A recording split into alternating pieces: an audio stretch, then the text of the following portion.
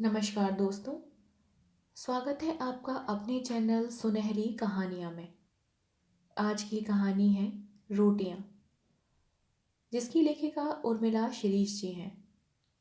आइए कहानी पर प्रकाश डालते हैं। यह तीसरा दिन था जब वह रोटियां वापस ले जा रही थी। रोटियां बैग में थीं, जिन्हें वह कभी अलमारी में रख चुकी थी, तो कभी टेबल पर, तो कभी हाथ में।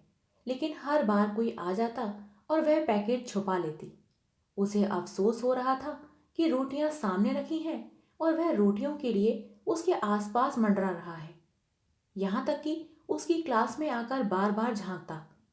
कभी किसी की फटकार पड़ती और वह दुम दबाकर भाग जाता। उसका आना हवा की तरह होता, बिना किसी आहट के, बिना किसी आवाज के। कई बार तो वह लहर की तरह दिखाई देता, उठी और छपाक से विलीन हो गई। उसका यूं बार बार आना सबको झुंझलाहट से भर रहा था।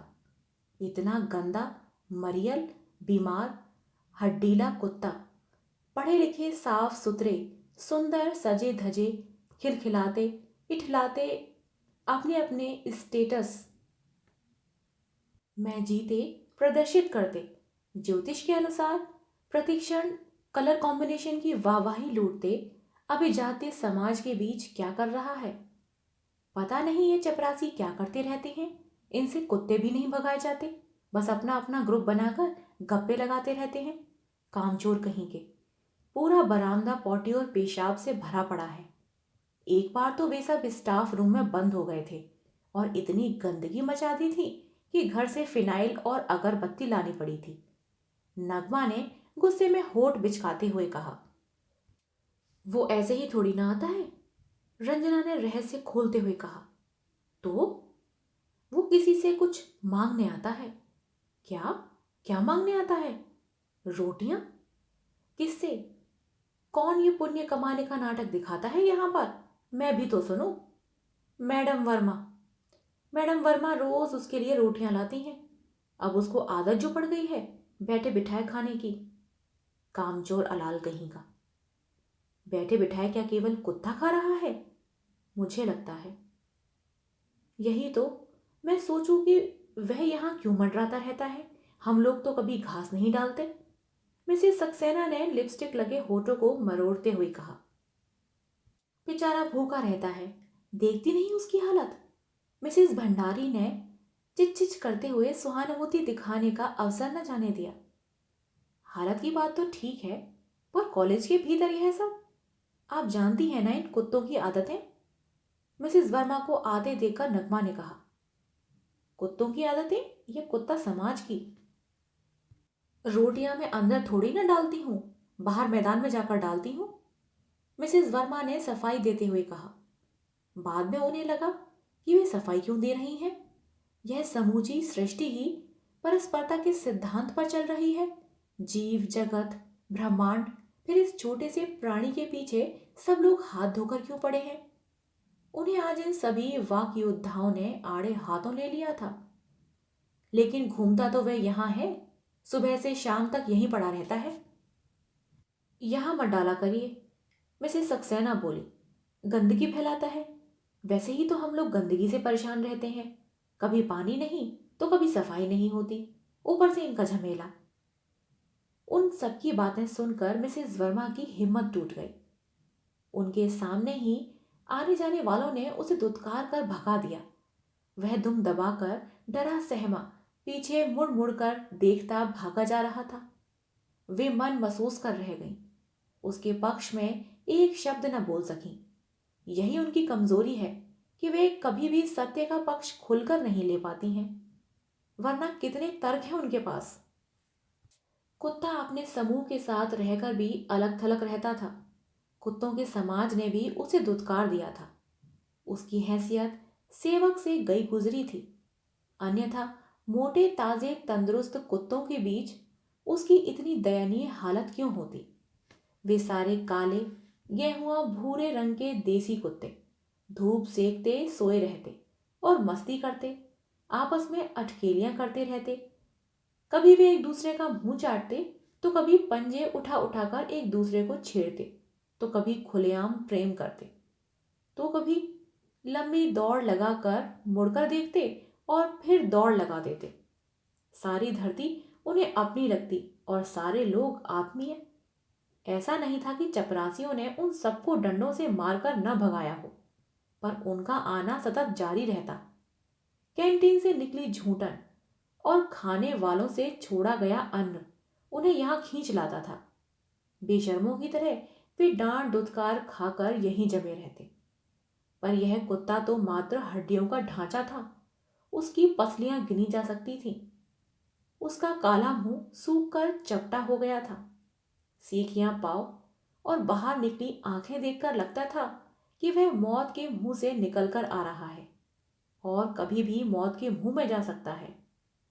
ताकतवर कुत्तों का समूह उसे कभी भी कोई चीज खाने नहीं देता था। अगर कभी कभार उसके पास कोई चीज देखते तो छीन लेते या झपट्टा मारकर उसे घायल कर वहां से रुखसत कर देते। वह डरा सहमा अलग पड़ा रहता। इतनी बड़ी दुनिया में उसका अपना कोई नहीं था। उसकी हालत बहिष्कृत तिरस्कृत एकाकी प्राणी के समान थी जो विपन्न अवस्था में अकेला छोड़ दिया जाता है। मिसेस वर्मा को लगता कि शायद कुत्तों में भी सवर्ण और दलित होते होंगे। इनमें भी ताकत और कमजोर का भेदभाव चलता होगा, वरना एक छोटा सा मासूम कुत्ता बेवक्त बीमार और उपेक्षित क्यों हो गया। उस दिन मिसेस वर्मा बाहर धूप में बैठी थी कि वह सामने आकर पूंछ हिलाने लगा। उसकी पूंछ पर नाम मात्र के बाल थे। घिसी छिली हुई त्वचा दिखाई दे रही थी। उसकी हालत देखकर उनका मन भर आया। घर में पला विदेशी कुत्ता सोफे पर सोता है, पलंग पर आकर जब चाहे सो पसर जाता है। सुबह शाम दूध अंडे पेडिग्री खाकर डकार भरता है। पपीता प्याज मटर और बाकी चीजें खाने के बाद वह रोटी को ऐसी हेय दृष्टि से देखता था कि जैसे वह उसके लिए घास फूस हो। बासी बची हुई रोटियां घर में इकट्ठी होती जाती। गाय भैंस और बकरियां कॉलोनी में दिखाई नहीं देती थी। देशी कुत्तों का प्रवेश निषिद्ध था। रोटियों के उस भूरे पहाड़ को कम करने के लिए कॉलोनी में सिर्फ भद्र किस्म के चेहरे पर चेहरा ओढ़े इंसान दिखाई देते, जो बड़ी गाड़ियों में निकलते और सुबह शाम सैर करने के लिए उनके नौकर के हाथ में विदेशी नस्ल के कुत्तों की रस्सियां होती। वे पुलिया पर बैठे बातें करते होते और कुत्ते आने जाने वालों को देखते रहते। कभी कभार मिसेस वर्मा रोटियां दूध वाले को दे देती, पर उसे भी रोटियां ले जाने में परेशानी होती थी। एक एक रोटी मिसेस वर्मा को न जाने कितनी स्मृतियों और चेहरों की याद दिला देती। चटनी रोटी खाकर उन्होंने बचपन के कितने सुंदर दिन बिताए थे। ऐसी रोटियां खेत खलिहानों में अचार के साथ अमृत के समान लगती थी। रोटी का एक एक टुकड़ा अमूल्य होता था। उनसे बचता तो गाय भैंसों को दिया जाता। गाय भैंसों से बचता तो कुत्ते बिल्लियों का उस पर अधिकार होता। कुत्ते बिल्लियों से बचता तो गुड़ शक्कर मिलाकर चींटियों के काम आता। उनसे भी बचता तो दिन भर कलरव करते परिंदों के काम आता।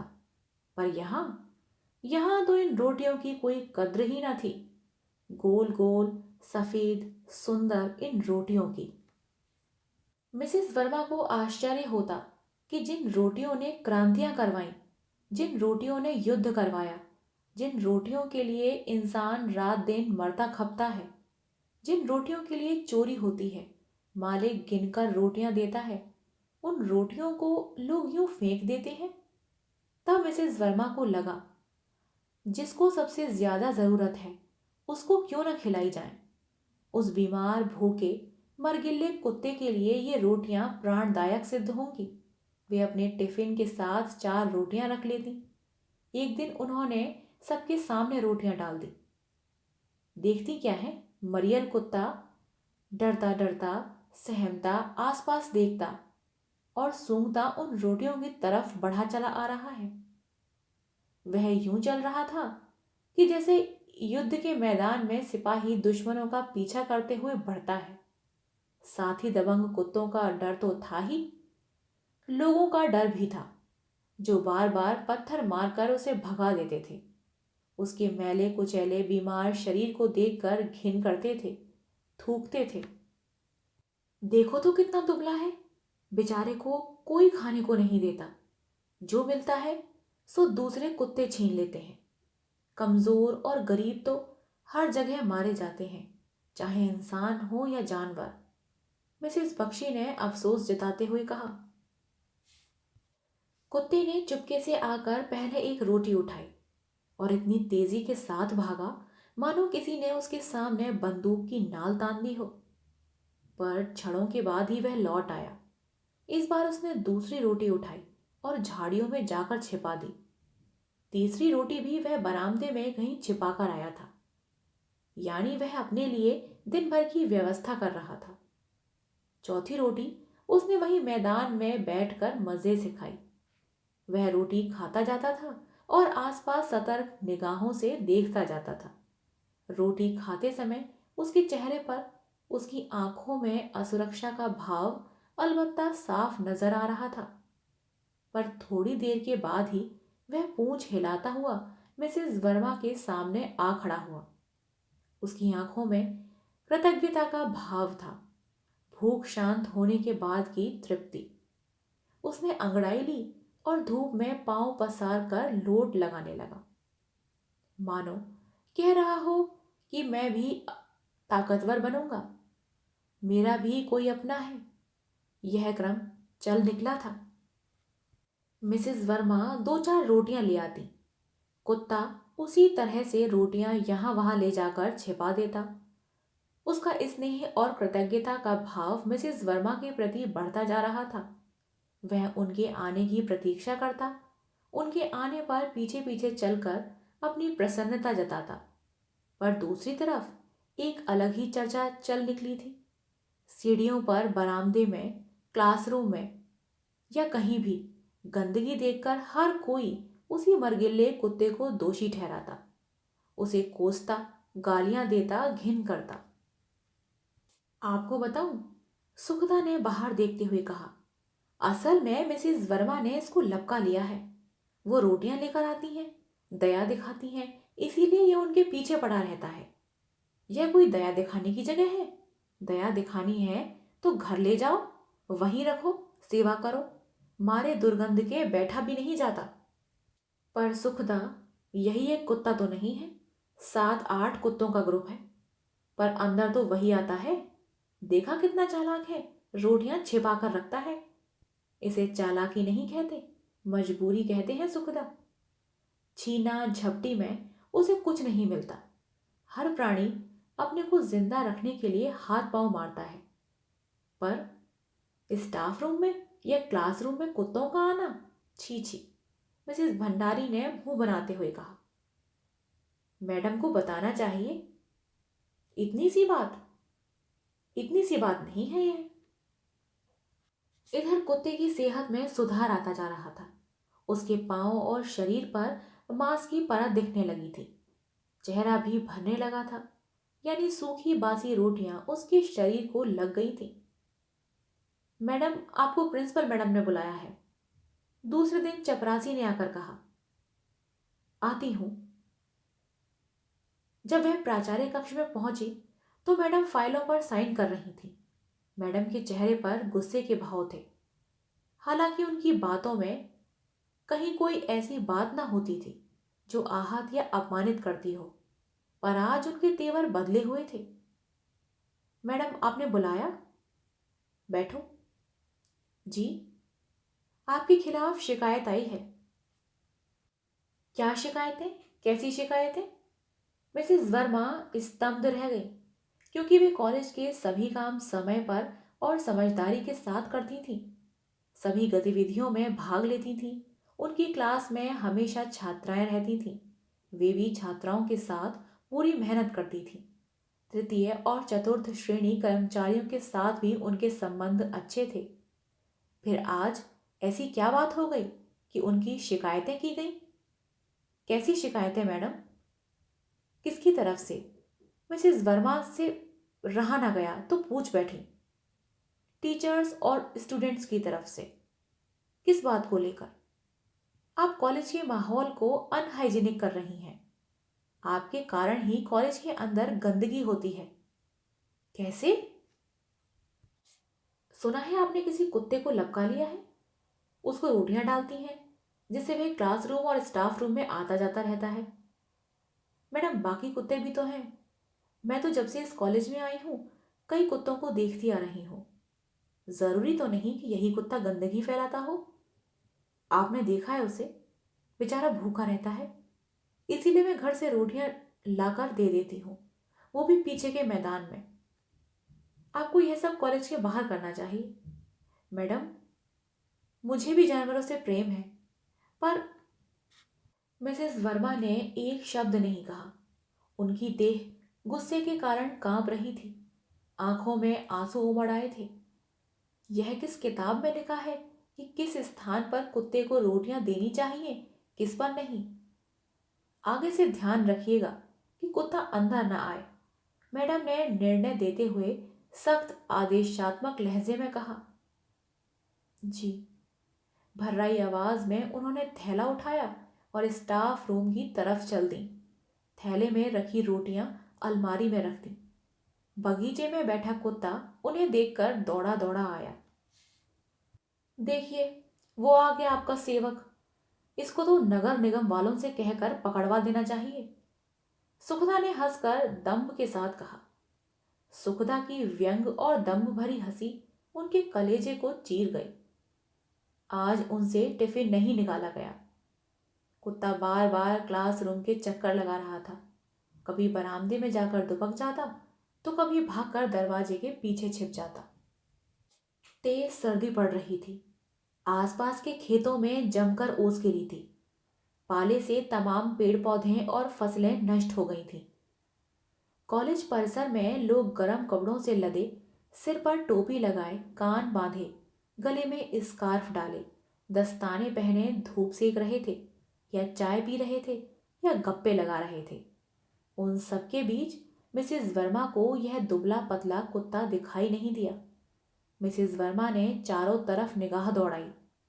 वे पीछे वाले भवन में गईं, फिर लाइब्रेरी में, उसके ऊपर वाले कमरों में, पूरे भवन की सीढ़ियों के नीचे, कमरों के भीतर, दरवाजों के पीछे, झाड़ियों के बीच, कचरे के कंटेनर में, यहां तक कि कॉलेज के बाहर तक वे उसे खो जाएं, पर सेवक दिखाई नहीं दिया।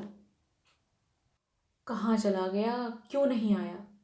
क्या नगर निगम वाले पकड़कर ले गए, या मेरे डांटने पर कहीं चला गया? बुरा मान गया होगा। मान भी सकता है। घर का डॉगी कितने जल्दी नाराज हो जाता है, मुंह लटकाकर आंखों में आंसू भरकर पसर जाता है। जब तक 10 बार बुलाओ नहीं, पुचकारो नहीं, सिर न थपथपाओ, तब तक खाने की तरफ देखता तक नहीं है। अपने सजातीय कुत्तों से कैसी कैसी बातें करता है। उसकी भाषा समझने का प्रयास हर बार निष्फल ही रहता। तभी उन्हें चपरासी आता दिखाई दिया। शाहिद। जी मैडम। वह कुत्ता दिखा? कौन सा? अरे वही सूखा साखा सा। नहीं मैडम, 2-3 दिन से दिखाई नहीं दिया। बीच में तो थोड़ा ठीक सा हो गया था। शाहिद ने लापरवाही से कहा। जरा ढूंढो तो। उनकी बेचैनी बढ़ती जा रही थी। देखता हूं मैडम। 15-20 मिनट बाद मिसेस वर्मा देखती क्या है कि शाहिद सेवक को एक बोरे में रखकर घसीटता हुआ चला आ रहा है। क्या हुआ? मर गया ये। मर गया? कैसे? भूख के कारण। देख नहीं रही, इसकी अंतड़ियां तक निकल आई हैं। उन्होंने पास जाकर देखा। कुत्ते की देह अकड़ गई थी। उसकी पसलियां पहले की तरह गिनी जा सकती थीं। उसकी खुली आंखें पथरा गई थीं। जबड़ा ऐंठ गया था। पेट चिपक गया था। बेचारे को किसी ने कुछ खाने को नहीं दिया होगा। जानवर तो इंसानों की झूठन पर ही पल जाते हैं। पर कहता हुआ शाहिद घसीटता हुआ उसे बाहर ले जा रहा था, और वे थैले में रखी रोटियों को मसोसते हुए वहीं खड़ी रह गईं, निस्पंद, निस्तंभ सी। उन्हें सुखदा सहित स्टाफ रूम में बैठी कई महिलाओं की सामूहिक हंसी सुनाई दी, जो कह रही थीं, चलो छुटकारा मिला। उसको देखकर घिन आती थी। पर अब मिसेस वर्मा के कुत्ता प्रेम का क्या होगा? आप सुन रहे थे कहानी रोटियां। आशा करती हूँ आपको ये कहानी पसंद आई हो। कहानी पसंद आई हो तो कृपया कहानी को लाइक और चैनल को सब्सक्राइब करिएगा। मिलते हैं एक नई कहानी के साथ, तब तक के लिए धन्यवाद।